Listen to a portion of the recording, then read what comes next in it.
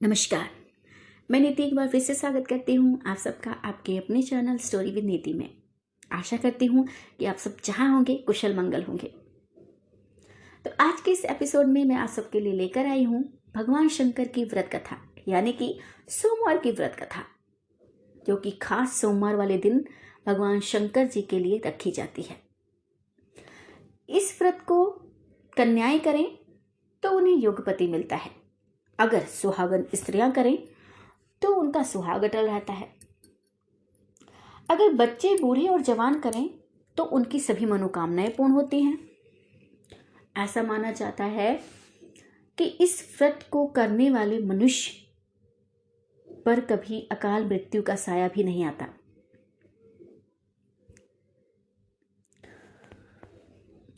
कहते हैं कि भगवान शंकर बहुत ही दयालु और बहुत ही कृपालु हैं,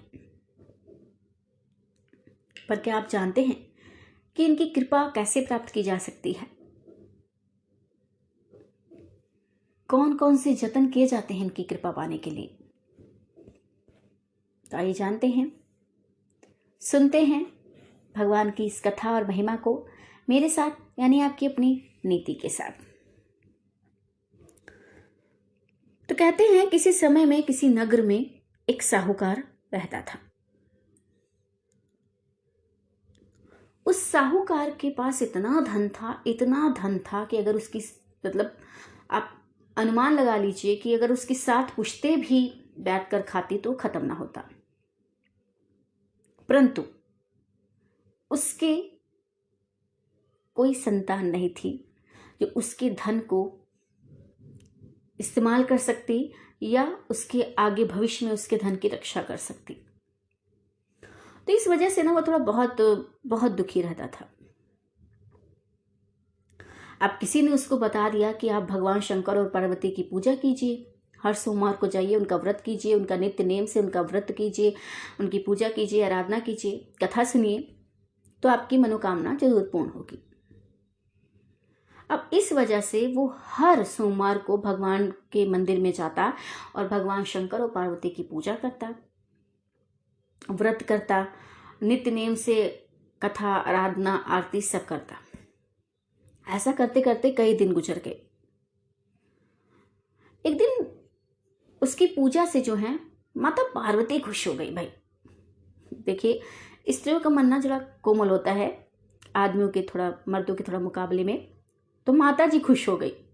शंकर भगवान ने अभी कहीं और ध्यान दिया होगा तो उन्होंने ध्यान नहीं दिया, लेकिन माता जी जो है वो पूजा से खुश हो गई और उन्होंने भगवान शंकर से निवेदन कर दिया कि देखिए प्रभु, हमें इसकी ना मनोकामना पूर्ण करनी चाहिए, क्योंकि ये बेचारा कितने दिनों से हमारे पास आ रहा है और कितनी हमें मानता है, कितनी हम पर श्रद्धा रखता है, कितना हम पर विश्वास रखता है, तो हमें इसकी मनोकामना जो है वो जरूर पूर्ण करनी चाहिए। अब जब पार्वती जी की बात, यानी पार्वती जी की जब इच्छा भगवान शिव ने सुनी तो कहा कि हे पार्वती, इस संसार में हर प्राणी को उसके कर्मों के अनुसार ही फल मिलता है भाई, और जिसके भाग में जो है उसे भोगना ही पड़ता है। लेकिन पार्वती जी ने साहूकार की भक्ति का मान रखने के लिए उसकी मनोकामना पूर्ण करने की इच्छा जताई। माता जी ने तो ठान ली थी कि भैया मैं इस पर प्रसन्न हो गई हूं, तो अब इसकी मनोकामना है जो आपको प्रभु तो पूर्ण करनी पड़ेगी। और भाई, पत्नी के आगे पति की कहाँ चलती है? नहीं चलती। भगवान है तो क्या हुआ।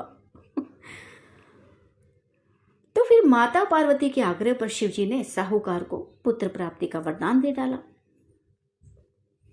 लेकिन साथ ही ये भी कहा कि उसके बालक की आयु केवल 12 वर्ष होगी।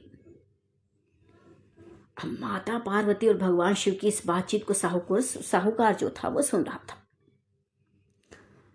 अब उसे ना तो खुशी मनाने का मन कर रहा था और ना दुख मनाने का मन कर रहा था। अब खुशी मनाता, मान लो वो खुशी मनाता कि मुझे पुत्र होगा, तो अब ये सोचकर दुख हो रहा था कि वो पुत्र होगा तो 12 वर्ष के लिए होगा, इससे अच्छा ना हो। उसे समझ नहीं आ रहा था वो क्या करे। अब उसे कुछ समझ नहीं आ रहा था तो उसने क्या किया, वह पहले की भांति ही शिव जी की पूजा करता रहा। कुछ समय के पश्चात उसके घर में एक पुत्र का जन्म हो गया, क्योंकि माता जी ने तो भाई वरदान दिलवा डाला था ना भगवान जी से, तो वो तो होना ही था। लेकिन साहूकार ने अपनी पत्नी को नहीं बताया था कि जो ये पुत्र है वो इतने दिन के लिए है। अब जब वो पुत्र थोड़ा बड़ा हुआ तो उसको पढ़ने के लिए काशी भेज दिया गया।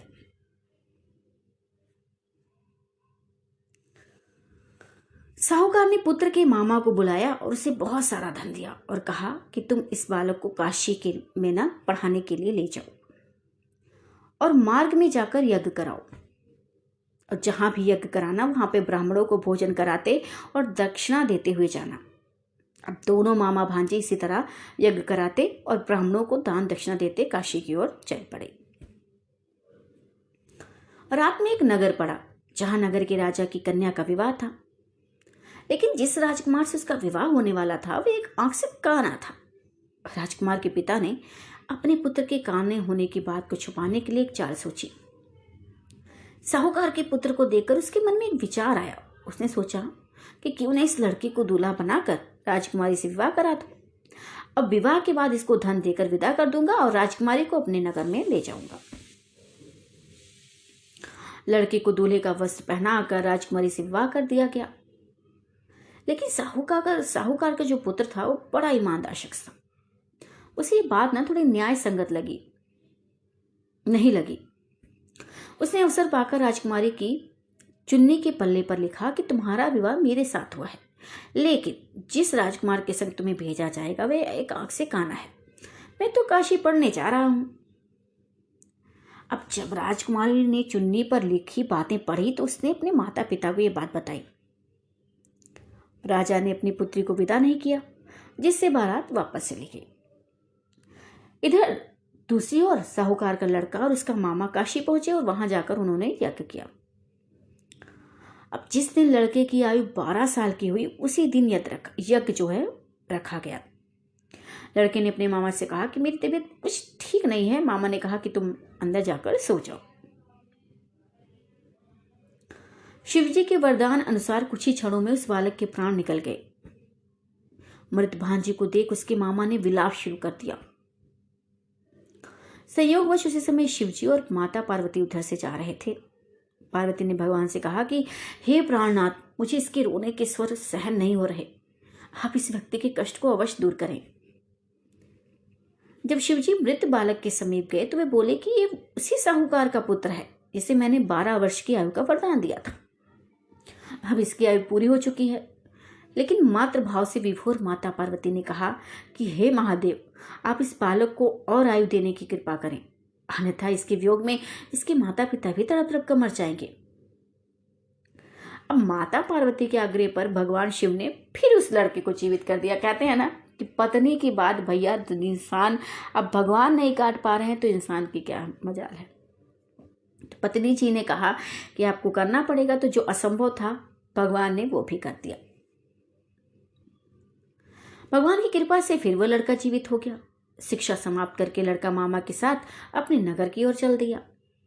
दोनों चलते हुए उसी नगर में पहुंचे जहां उसका विवाह हुआ था। उस नगर में भी उन्होंने यज्ञ का आयोजन किया।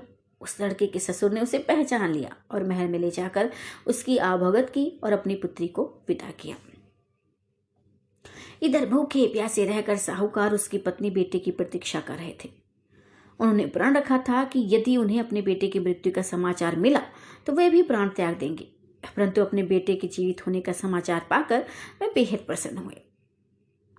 उसी रात भगवान शिव ने व्यापारी के स्वप्न में आकर कहा कि हे सृष्टि, मैंने तेरे सोमवार के व्रत करने और व्रत कथा सुनने से प्रसन्न होकर तेरे पुत्र को लंबी आयु प्रदान की है, और जो कोई सोमवार व्रत करता है या कथा सुनता है, पढ़ता है, उसके सभी दुख दूर होते हैं और समस्त मनोकामनाएं पूर्ण होती हैं।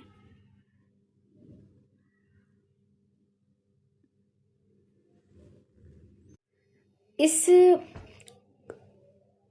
व्रत की एक और कथा है जिसे भी आप सुने। कई कथाएं हैं तो उसमें से कथा ये भी है कि एक समय श्री महादेव जी पार्वती के साथ भ्रमण करते हुए मृत्यु लोक में अमरावती नगरी में गए। वहां के राजा ने शिव मंदिर बनवाया था जो कि अत्यंत भव्य एवं रमणीक था तथा मन को शांति पहुंचाने वाला था। भ्रमण करते समय शिव पार्वती भी वहां ठहर गए। पार्वती जी ने कहा, हे नाथ, आओ हम आज इसी स्थान पर चौसर और पासे खेले। खेल प्रारंभ हुआ। शिवजी कहने लगे कि मैं जीतूंगा। इस प्रकार उनकी आपस में वार्तालाप होने लगी। उसी समय पुजारी जी पूजा करने आए। पार्वती जी ने पूछा कि पुजारी जी बताइए, जीत किसकी होगी? पुजारी बोला, इस खेल में महादेव जी के समान कोई दूसरा पारंगत नहीं हो सकता, इसलिए महादेव जी ही ये बाजी जीतेंगे।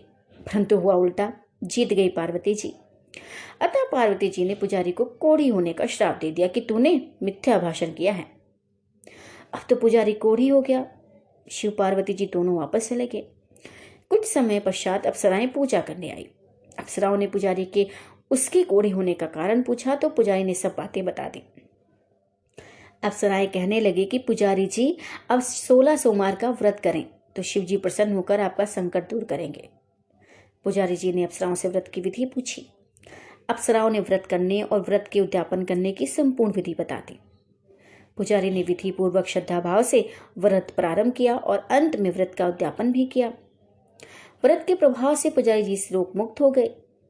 कुछ दिनों बाद शंकर पार्वती जी पुनः उस मंदिर में आए तो पुजारी जी को रोग मुक्त देखकर पार्वती जी ने पूछा कि मेरे दिए हुए श्राप से मुक्ति पाने का तुमने कौन सा उपाय किया? तो पुजारी जी ने कहा कि हे माता, अप्सराओं द्वारा बताए गए 16 सोमवार के व्रत करने से मेरा ये कष्ट दूर हुआ है। इस तरह पार्वती जी ने भी 16 सोमवार का व्रत किया, जिससे उनसे रूठे हुए कार्तिकेय जी भी अपनी माता से प्रसन्न होकर आज्ञाकारी हुए। कार्तिकेय जी ने पूछा, हे माता, क्या कारण है कि मेरा मन सदा आपके चरणों में लगा रहता है? तो पार्वती जी ने कार्तिकेय को 16 सोमवार के व्रत का महात्म्य तथा विधि बताई। तब कार्तिकेय जी ने भी इस व्रत को किया तो उनका पिछड़ा हुआ मित्र मिल गया। अब मित्र ने भी इस व्रत को अपने विवाह होने की इच्छा से किया। फलता वे विदेश गया। वहां के राजा की कन्या का स्वयंवर था। राजा ने प्रण किया था कि हथनी जिस व्यक्ति के गले में वरमाला डाल देगी उसी के साथ राजकुमारी का विवाह करूंगा। ये ब्राह्मण मित्र भी स्वयंवर देखने की इच्छा से वहां एक ओर जाकर बैठ गया और हथनी ने इसी ब्राह्मण मित्र को माला पहनाई तो राजा ने बड़ी धूमधाम से अपनी राजकुमारी का विवाह उसके साथ कर दिया। तत्पश्चात दोनों सुखपूर्वक रहने लगे।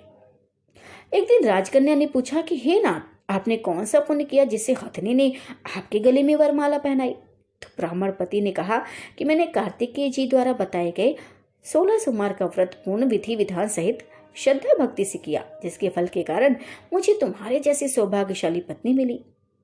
अब तो राजकन्या ने भी सत्य पुत्र प्राप्ति के लिए व्रत किया और सर्वगुण संपन्न पुत्र प्राप्त किया। बड़े होकर पुत्र ने भी राज्य प्राप्ति की कामना से 16 व्रत किया। राजा के देवलोक होने पर इसी ब्राह्मण कुमार को राजगद्दी मिली, फिर भी वह इस व्रत को करता रहा। एक दिन उसने अपनी पत्नी से पूजा सामग्री शिवालय ले चलने को कहा, परंतु उसने पूजा सामग्री अपने दासियों द्वारा भिजवा दी। जब राजा ने पूजन समाप्त किया तो आकाशवाणी हुई कि हे राजा, तुम इस पत्नी को त्याग दो, नहीं तो राजपाट से हाथ धोना पड़ेगा। प्रभु की आज्ञा मानकर उसने अपनी पत्नी को महल से निकाल दिया। तब वह अपने भाग्य को कोसती हुई एक बुढ़िया के पास गई और अपना दुखड़ा सुनाया तथा बुढ़िया को बताया कि मैं पूजन सामग्री राजा के कहे अनुसार शिवालय में नहीं ले गई, इसलिए उन्होंने मुझे छोड़ दिया। बुढ़िया ने कहा कि तुझे मेरा काम करना पड़ेगा। उसने स्वीकार कर लिया। तब बुढ़िया ने सूत की गठरी उसके सिर पर रखी और बाजार भेज दिया। रास्ते में आंधी आई तो सिर पर रखी गठरी उड़ गई। बुढ़िया ने डांट कर उसे भगा दिया। अब रानी बुढ़िया के यहाँ से चलते चलते एक आश्रम में पहुंची। गुसाई जी उसे देखते ही समझ गए कि उच्च घराने की अबला विपत्ति की मारी है। वे उसे धैर्य बंधाते हुए बोले कि बेटी, तू मेरे आश्रम में रह, किसी प्रकार की चिंता मत कर। रानी आश्रम में रहने लगी, परंतु जिस वस्तु को वह हाथ लगाती वे वस्तु खराब हो जाती। ये देखकर गुसाई जी ने पूछा कि बेटी, किस देव के अपराध से ऐसा होता है? तो रानी ने बताया कि मैंने अपने पति की आज्ञा का उल्लंघन किया और शिवालय में पूजन के लिए नहीं गई, इससे मुझे घोर कष्ट उठाने पड़ रहे हैं। तब गुसाई जी ने शिव जी से उसे कुशल क्षेम के लिए प्रार्थना की और कहा, बेटी, तुम 16 सोमवार का व्रत विधि के अनुसार करो। तब रानी ने विधि पूर्वक व्रत पूर्ण किया। व्रत के प्रभाव से राजा को रानी की याद आई और दूतों को उसकी खोज में भेजा। आश्रम में रानी को देख दूतों ने राजा को बताया। तब राजा ने वहां आकर गुसाई जी से कहा कि महाराज, ये मेरी पत्नी है, मैंने इसका परित्याग कर दिया था, कृपया इसे मेरे साथ जाने की आज्ञा दें। शिवजी की कृपा से प्रतिवर्ष 16 सोमवार का व्रत करते हुए वे आनंद से रहने लगे और अंत में शिवलोक को प्राप्त हुए। कथा सुनने के पश्चात शिवजी की आरती ओम जय शिव ओमकारा जरूर गाएं, इससे कथा पूर्ण होती है। तो ये थी भगवान शिव जी की व्रत कथाएं। 2 मान्यता हैं। तो आपको ये कथाएं कैसी लगी, और अगर आपके पास भी भगवान शंकर की कोई कथा है, व्रत कथा है, तो आप मुझे कमेंट में ज़रूर बताएं। मैं वो भी आप लोगों के साथ ज़रूर साझा करूँगी। फिलहाल के लिए आप सबसे आज्ञा चाहूँगी, और ज़रूर बताइएगा कि भगवान शंकर की व्रत कथा आपको कैसी लगी। तो भगवान शंकर तो वैसे ही देव के देव महादेव हैं, बहुत ही भोले देव माने जाते हैं, बहुत ही जल्दी मान जाते हैं। जो सच्ची निष्ठा और जो सच्ची भक्ति से इनकी आराधना और भक्ति करता है, उसे ज़रूर सफलता मिलती है, वो ज़रूर भगवान शंकर का कृपा पात्र बनता है। तो तब तक के लिए सबको नमस्ते, सबको प्रणाम। मिलते हैं नई कहानी में।